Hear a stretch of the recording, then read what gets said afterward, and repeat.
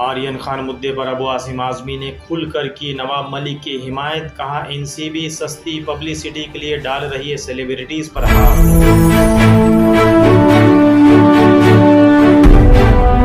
सवेरा news network को like करें, subscribe करें और बेल आइकन दबाना ना भूलें।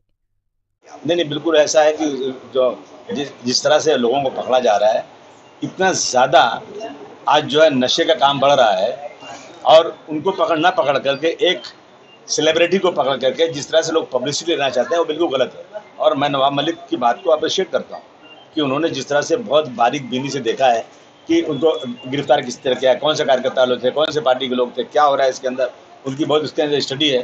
उनके दामाद को भी गिरफ्तार किया गया था, और वो भी बिल्कुल, उनका कहना है बिल्कुल झूठे केस में गिरफ्तार किया गया। तो मैं देख रहा हूँ कि ऐसे लोगों को गिरफ्तार किया है जिसकी वजह से बहुत ज़्यादा पब्लिसिटी मिले, ये हो रहा है। ये इस पर रोक लगना चाहिए कहने में 100%। ये तो इसमें नहीं, इनकम टैक्स हो, सेल टैक्स हो, जीएसटी हो, ईडी हो, पुलिस हो, सीबीआई हो, एनआईए हो, इन सब का ज़बरदस्त तरीके से सरकार दुरुपयोग कर रही है, केंद्र सरकार।